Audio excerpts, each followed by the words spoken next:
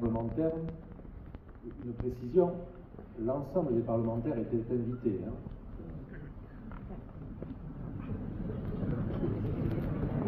Mesdames et messieurs les conseillers régionaux, mesdames et messieurs les conseillers départementaux, mesdames et messieurs les maires, mesdames et messieurs les directeurs d'établissements, principaux de collèges, mesdames et messieurs les présidents d'associations, nous voici arrivés au terme de cette première conférence territoriale qui portait sur la dépense publique du département et l'accès aux services publics en milieu rural. Tout d'abord, je tiens à exprimer mes remerciements à Monsieur le maire de Pontonce pour avoir mis gracieusement à disposition ces belles arènes. Je remercie également chaleureusement tous les agents de la commune et du département qui ont contribué, par leur mobilisation et leur professionnalisme, à la réussite de cet événement. Je tiens à remercier aussi chacun d'entre vous pour votre présence aujourd'hui.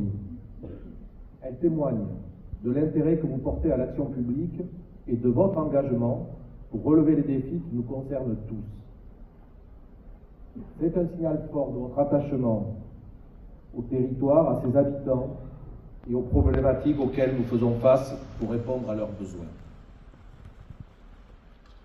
Je tiens enfin tout particulièrement à remercier l'ensemble des participants aux tables rondes, les élus ainsi que les professionnels et responsables associatifs, qui ont enrichi nos discussions par leur expérience et leurs propositions. Vos contributions sont essentielles pour orienter nos réflexions collectives. Nous avons beaucoup parlé aujourd'hui de services publics en milieu rural. Ce sujet essentiel fait écho à une inquiétude grandissante, celle de l'accès inégal aux services publics dans nos campagnes et des tensions financières croissantes qui pèsent sur nos institutions locales. Cette réalité locale est étroitement liée aux arbitrages budgétaires nationaux qui contraignent nos marges de manœuvre et renforcent les incertitudes pour nos territoires. Je ne vais pas refaire l'histoire que nous connaissons tous, la crise nationale et institutionnelle que nous traversons, marquée par la dissolution, l'élection d'une Assemblée nationale sans majorité claire, la chute du gouvernement Barnier et le rejet de son budget ont ajouté une couche supplémentaire d'incertitude à nos décisions. Initialement, ce budget prévoyait une contribution des collectivités à hauteur de 5,5 milliards d'euros pour combler les déficits nationaux. Pour le seul département des Landes, cela représentait une ponction estimée à 15 millions d'euros. Inutile de préciser que cette charge aurait entraîné des répercussions dramatiques pour l'ensemble de nos partenaires réunis aujourd'hui. La chute de ce budget est donc une bonne nouvelle pour les collectivités. Le nouveau gouvernement Bayrou a de son côté annoncé une contribution réduite à 2,2 milliards d'euros, dont 40% de cet effort pèserait néanmoins sur les départements. Une annonce certes plus rassurante, mais qui reste préoccupante dans un contexte marqué par de nombreuses incertitudes.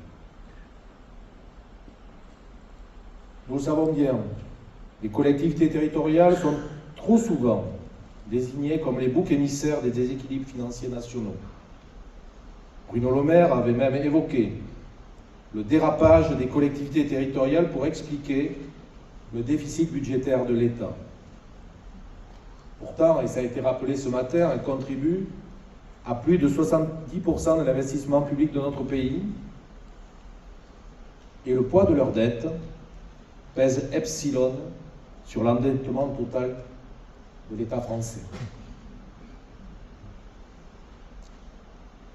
Il convient de rappeler que le déficit actuel de l'État ne résulte pas d'un excès global de dépenses publiques, mais bien d'une série de choix fiscaux opérés au cours des 7 dernières années, soit une perte de 60 milliards d'euros de recettes pesant lourdement sur les finances publiques. Bien qu'elles aient été justifiées par la promesse d'un impact significatif sur la croissance des entreprises, il est clair que les résultats escomptés ne sont pas au rendez-vous. En effet, au lieu de stimuler l'activité économique et l'emploi, Ces politiques ont principalement profité aux grands groupes du CAC 40 qui n'ont jamais versé autant de dividendes à leurs actionnaires, soit plus de 100 milliards d'euros en 2024, tandis qu'au quatrième trimestre 2024, le chômage a enregistré sa plus forte hausse depuis plus d'une décennie.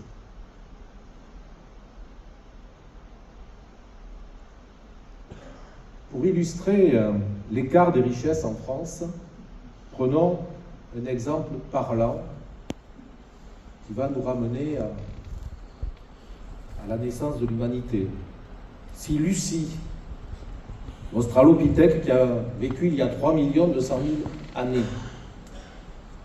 avait pu travailler jusqu'à aujourd'hui, sans discontinuer, et en percevant le salaire moyen des Français, soit environ 2 400 € bruts par mois, elle n'aurait toujours pas atteint la moitié de la fortune actuelle de Bernard Arnault, estimée à près de 200 milliards d'euros. Qu'on se le dise, oui, le déficit budgétaire de l'État est considérable. Oui, le poids de la dette est inquiétant, plus de 3 000 milliards d'euros. Cependant, il faut rajouter une réalité incontestable.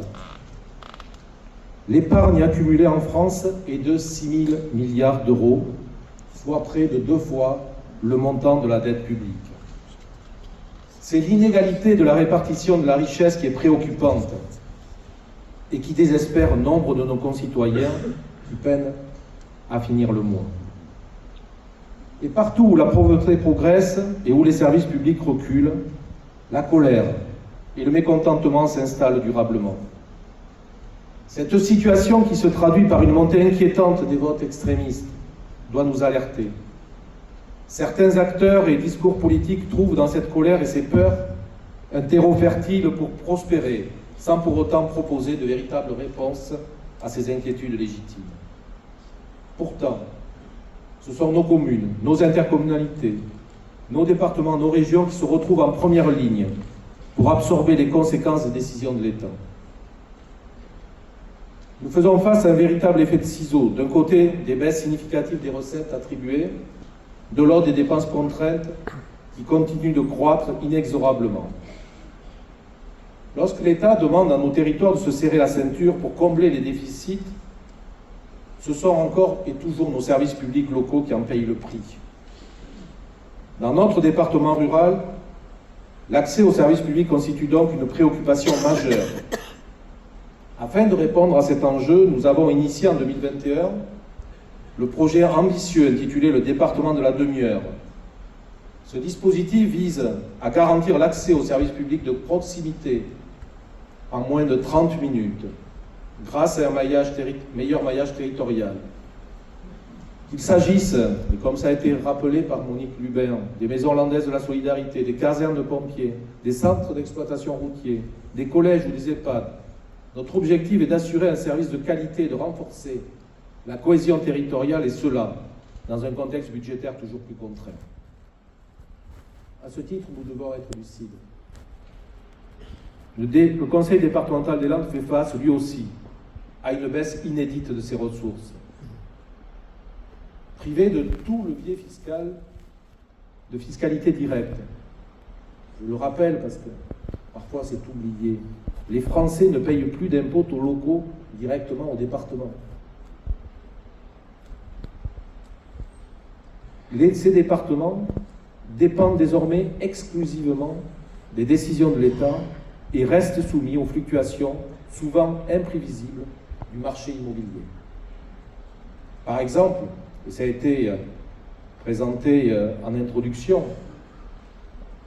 les droits de mutation à titre onéreux pour le département des Landes, qui représentent plus de 20% de nos ressources, n'ont cessé de décroître depuis 2021, passant de près de 136 millions d'euros à 93 millions pour l'année 2024, soit une différence de 43 millions entre 2021 et 2024.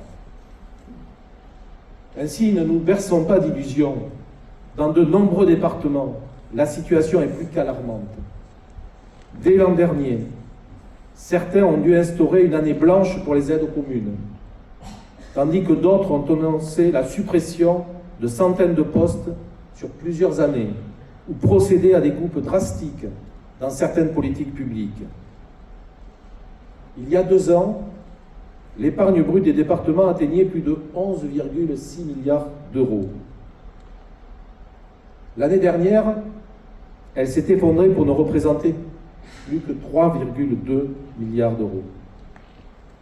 Dans le même temps, alors que les dépenses d'investissement ont augmenté de près de 10% pour les régions, les communes et les EPCI, celles des départements connaissent un recul de plus de 2%. D'ici 2025, on estime que 80 départements seront considérés comme en difficulté car auront un taux d'épargne brute inférieur à 7%. Certains d'entre eux enregistrent déjà dès cette année une épargne brute négative.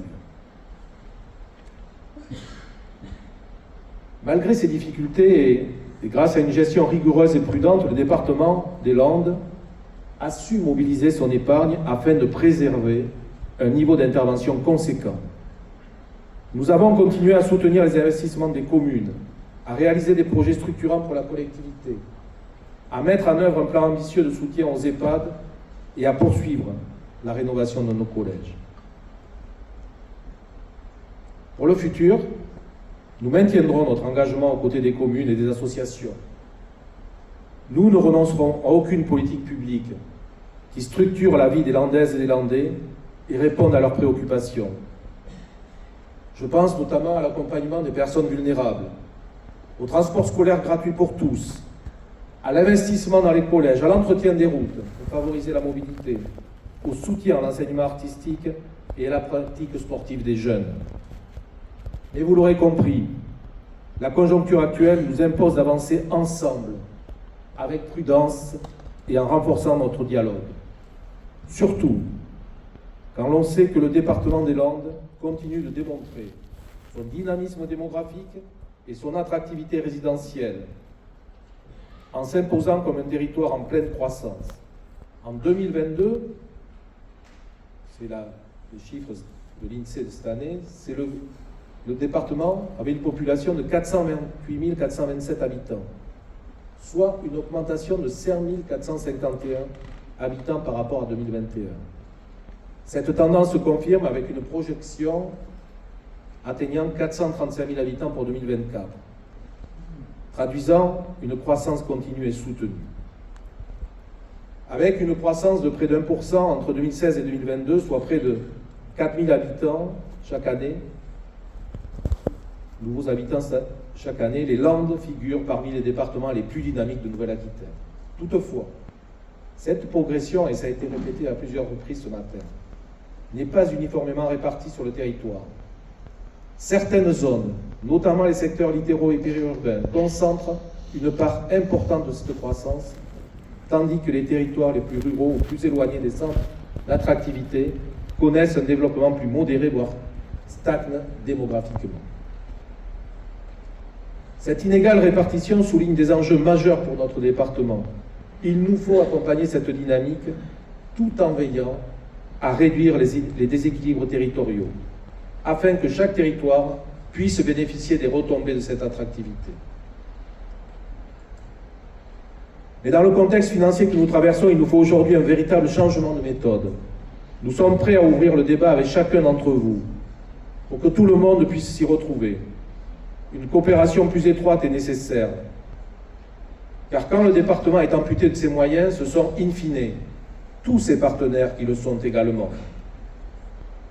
Cette responsabilité est donc une responsabilité partagée.